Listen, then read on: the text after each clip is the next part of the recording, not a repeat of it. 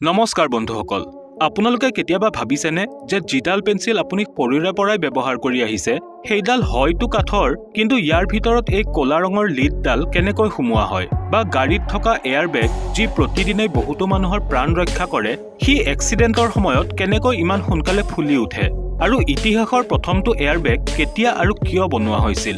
ADC knowledge হাবৰ ভিডিঅ'লৈ আপোনালোক আটাইকে আকৌ এবাৰ স্বাগতম জনাইছো আমি আমাৰ ডেইলি লাইফত এনে বহুতো বস্তু ব্যৱহাৰ কৰো যাৰ সুবিধাসমূহৰ বিষয়ে আমি সকলোৱে জানো কিন্তু সেইবোৰ কিমান কষ্ট আৰু কি টেকনিকেৰে তৈয়াৰ কৰা হয় সেই কথা হয়তো আমাৰ মাজৰ বহুতেই নাজানে তেনেহলে আহকচোন আজি আমি চাও পাঁচটা এনে প্ৰডাক্টৰ ম্যানুফ্যাকচাৰিং প্ৰসেস যি আমি সকলোৱে প্ৰায় প্ৰতিদিনেই ব্যৱহাৰ কৰো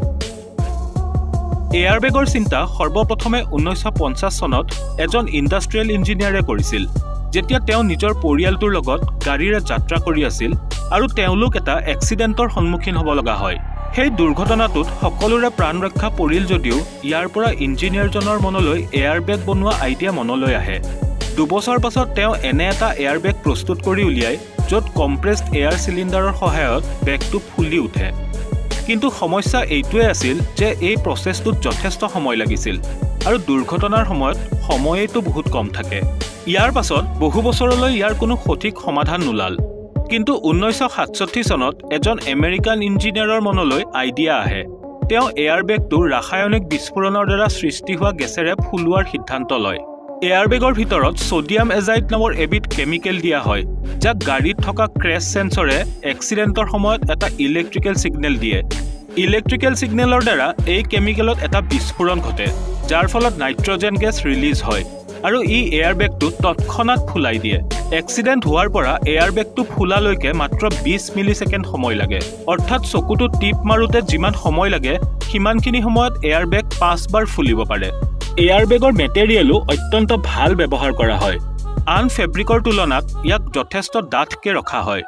একে সময়তে 1000 ডাল নাইলনৰ সূতাৰে এই মেটেৰিয়েল তৈয়াৰ কৰা হয় এই প্ৰচেছত যদি এডাল সূতা ছিঙে তেনেহলে সেন্সৰে মেচিনটো তৎক্ষণাত বন্ধ কৰি দিয়ে যদিও এই মেচিনটো অত্যন্ত স্পিডত চলে কিন্তু তথাপিও ই ঘণ্টাত মাত্ৰ 8 মিটাৰ ফেব্ৰিকহে তৈয়াৰ কৰে এফালে ফেব্ৰিক প্ৰস্তুত হৈ গৈ থাকে আৰু আনফালে বান্ধ খাই গৈ থাকে এই প্ৰসেস সম্পূৰ্ণ হোৱাৰ পাছত ফেব্ৰিকবোৰ ভালদৰে ধোৱা হয় ধোৱাৰ পাছত ফেব্ৰিকবোৰ ভিজি থাকে সেইবাবে ইয়াক গৰম ৰোলাৰৰ মাজেৰে পাৰ কৰি শুকুৱা হয় আৰু তাৰ পাছত ইয়াক ইস্ত্ৰি কৰা হয় যেহেতু এয়াৰবেগৰ ভিতৰত গেছৰ প্ৰচণ্ড প্ৰেছাৰ পৰে সেইবাবে ইয়াক এয়াৰটাইট কৰিবৰ বাবে ইয়াৰ ওপৰত সিলিকনৰ কোটিং কৰা হয় কম্পিউটাৰাইজড ৰোলাৰৰ দ্বাৰা সিলিকনক ফেব্ৰিকৰ ওপৰত চাৰিওফালে ভালদৰে লগোৱাৰ পাছত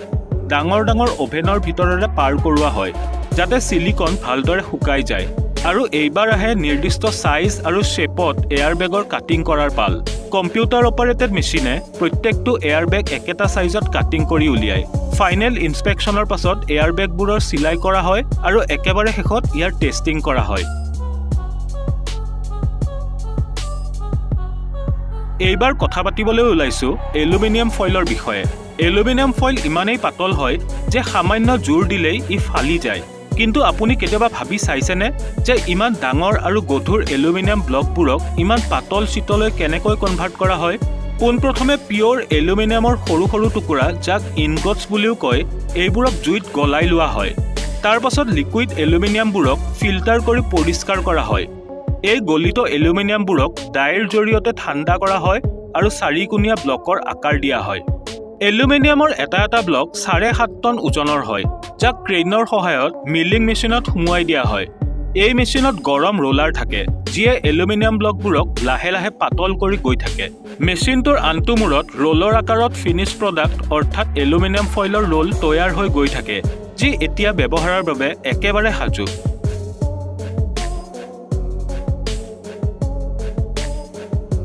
এইবাৰ জানো আহক বুলেট প্ৰুফ গ্লাছৰ ম্যানুফ্যাকচাৰিং প্ৰসেছৰ বিষয়ে এটা 9mm বুলেট ইমানেই পাৱাৰফুল হয় যে ই ষ্টিলৰ এখন মোটা প্লেটকো ইপাৰ হিপাৰ দেখাকৈ ফুটা কৰি দিব পাৰে কিন্তু তথাপিও ই বুলেট প্ৰুফ গ্লাছ এখনত কিয় ফুটা কৰিব নোৱাৰে বুলেট প্ৰুফ গ্লাছত এনে কি বিশেষত্ব থাকে যাৰ বাবে বুলেটে ইয়াক ক্ৰছ কৰিব নোৱাৰে পোনপ্ৰথমে এখন নৰ্মেল গ্লাছক হিট দি বেন্ড কৰি লোৱা হয় কাৰণ বেন্ড গ্লাছ এখন সিধা বা ষ্ট্ৰেইট গ্লাছৰ তুলনাত বেছি ষ্ট্ৰং হয় ইয়াৰ পাছত চাৰিখন বেন্ড গ্লাছক ইখনৰ ওপৰত সিখনকৈ ৰখা হয় আৰু ইহঁতৰ মাজত পিভিবিৰ এখন শীট দিয়া হয় এই বিশেষ শীটখনে না কেৱল গ্লাছবোৰক ইখনৰ লগত সিখন জোৰা লগাই ৰাখে বৰঞ্চ এই গ্লাছবোৰক অত্যন্ত কঠিন কৰি তোলে 4খন বেণ্ড গ্লাছ আৰু 3খন PVB শীটৰ এই স্যান্ডউইচক সাইডেৰে টেপ লগাই ইয়াক প্লাষ্টিক শীটেৰে মেৰিয়াই এয়াৰ টাইট কৰি দিয়া হয় এইবাৰ আহে ইয়াৰ পৰা বতাহ বাহিৰ কৰাৰ পাল এটা ভ্যাকুয়াম পাম্পৰ সহায়ত এই প্লাষ্টিকৰ আৱৰণৰ ভিতৰৰ পৰা সকলো বতাহ বাহিৰ কৰি পেলোৱা হয় তাৰ পাছত ইয়াক এটা ডাঙৰ কন্টেইনাৰৰ ভিতৰত সুমুৱাই দিয়া হয় এই কন্টেইনাৰটোত বতাহৰ প্ৰেছাৰ আমাৰ এটমস্ফিয়াৰতকৈ 10 গুণ বেছি থাকে আৰু ইয়াৰ টেম্পাৰেচাৰ 278 ডিগ্ৰী সেলসিয়াছত ৰখা হয় এই উষ্ণতা আৰু প্ৰেছাৰৰ ফলত গ্লাছ আৰু PVB শীট পৰস্পৰে জোৰা লাগি এখন হৈ যায় এই প্ৰচেছটোৰ ফলত 4খন গ্লাছ আৰু 3খন PVB শীট একেলগ হৈ এটা ইউনিট হিচাপে কাম কৰে আৰু ইয়াক বুলেট প্ৰুফ গ্লাছ বুলি কোৱা হয় বুলেট প্ৰুফ গ্লাছত যদি 9mm বুলেটেৰে পৰীক্ষা কৰা হয় তেনেহলে প্ৰথমৰ লেয়াৰটোৱে গুলিটোৰ এনাৰ্জিক গোটেই গ্লাছখনৰ ওপৰত বিয়পাই দিয়ে আৰু মাজত থকা PVB শীটে গুলিটো ৰখাই দিয়ে একেবাৰে শেষত থকা গ্লাছখনলৈ বুলেটটো গৈয়েই নাপায় এবাৰ কথা পাতিবলৈ লৈছো কাঠ পেন্সিলৰ বিষয়ে যাক বহুতে লিড পেন্সিল বুলিও কয় আসলতে ইয়াৰ ভিতৰত লিড নাথাকে গ্ৰেফাইটহে থাকে যিয়ে নিজৰ ক'লা ৰং কাগজত আঁকি থৈ যায় ইতিহাসত প্ৰথম পেন্সিলডাল 1630 চনত বনোৱা হৈছিল কাৰণ গ্ৰেফাইট আৰু লিড দেখাত প্ৰায় একেই সেইবাবে মানুহে আগতে ভাবিছিল যে পেন্সিল লিডেৰে তৈয়াৰ কৰা হয় এই কনফিউজনটো 1789 চনত দূৰ হয় কিন্তু এতিয়াও মানুহে প্ৰায় পেন্সিলক লিড পেন্সিল বুলিয়েই কয় যিদৰে পেন্সিলৰ ইতিহাস বেছ ইণ্টাৰেষ্টিং ঠিক সেইদৰে ইয়াৰ মেনুফেকচাৰিং প্ৰচেছটো অত্যন্ত ইণ্টাৰেষ্টিং পোনপ্ৰথমে গ্ৰেফাইট আৰু ক্লেৰ এটা মিক্সাৰ তৈয়াৰ কৰা হয় এই মিক্সাৰটো যেতিয়া কোমল হৈ থাকে তেতিয়া ইয়াক প্ৰেছাৰৰ দ্বাৰা লিডৰ সাইজৰ এডাল পাইপৰ মাজেৰে ঠেলি পঠিওৱা হয় এই মেচিনটোৰ সহায়ত একেবাৰে সমান সাইজৰ লিড প্ৰস্তুত হৈ আহি থাকে এই লিডবোৰক একেলগ কৰি ওভেনত সুমুৱাই দিয়া হয় যাতে এইবোৰ টান হৈ যায় কালাৰ পেন্সিলৰ লিড বনাওতেও একে প্ৰচেছেই ফলো কৰা হয় কেৱল তাত গ্ৰেফাইটৰ ঠাইত ক্লে আৰু কালাৰ ব্যৱহাৰ কৰা হয় সেইবাবে সাধাৰণতে কালাৰ পেন্সিলৰ লিড কিছু মোটাকৈ ৰখা হয় কাৰণ এইবোৰ খুব সহজে ভাঙি যায়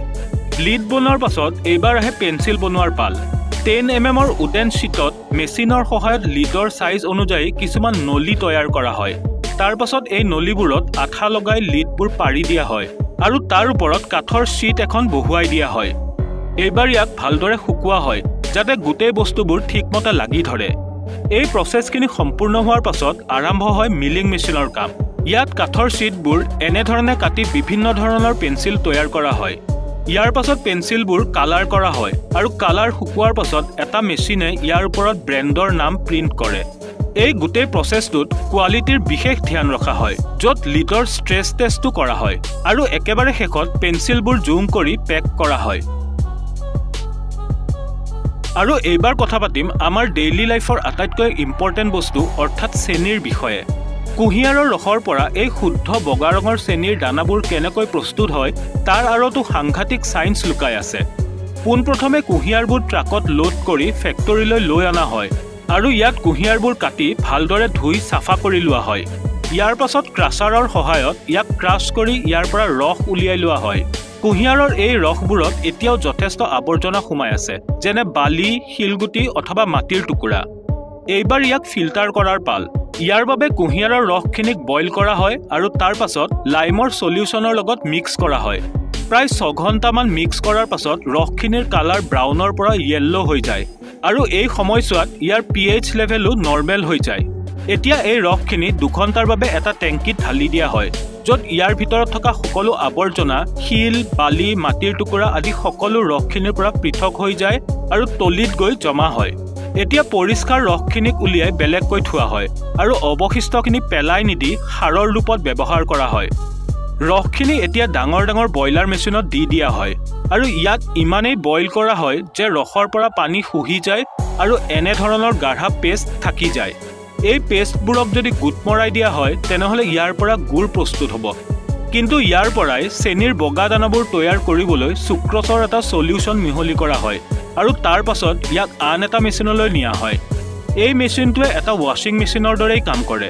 যিদৰে ওয়াশিং মেচিনৰ টাপটোত অসংখ্য ফুটা থাকে আৰু ই খুব জোৰেৰে ঘূৰি কাপোৰৰ পৰা পানী উলিয়াই পেলাই ঠিক সেইদৰে এই মেচিনটোৱেও কাম কৰে এই প্ৰচেছটোক চেন্ট্ৰিফিউজ বুলি কোৱা হয়